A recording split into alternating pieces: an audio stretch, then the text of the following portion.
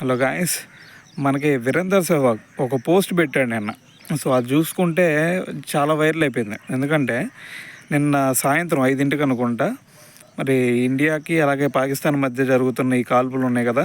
So వీటి గురించి మరి ఈ కాల్పులు విరమించుకుందాం అని చెప్పేసి కూడా వాళ్ళు రాజుకి వచ్చారు, ఎవరు, పాకిస్తాన్.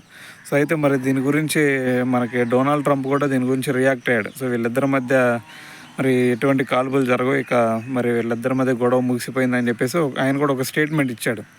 అయితే దీని తర్వాత చూసుకుంటే మరి ఎప్పుడైతే ఈ స్టేట్మెంట్ ఇచ్చారో మళ్ళీ వాళ్ళు కొంతమంది టెర్రరిస్టులు మళ్ళీ రాజస్థాన్ అలాగే గుజరాత్, సో ఈ ఏరియాస్లో మళ్ళీ ఇటువైపు ప్రవేశించినట్టయితే కనిపిస్తూ ఉంది.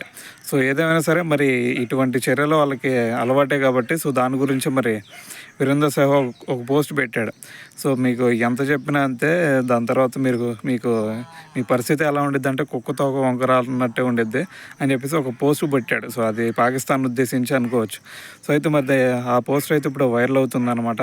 సో అయితే మరి దీని గురించి మరి మీరేమనుకుంటున్నారు కూడా కింద కామెంట్ చేయండి.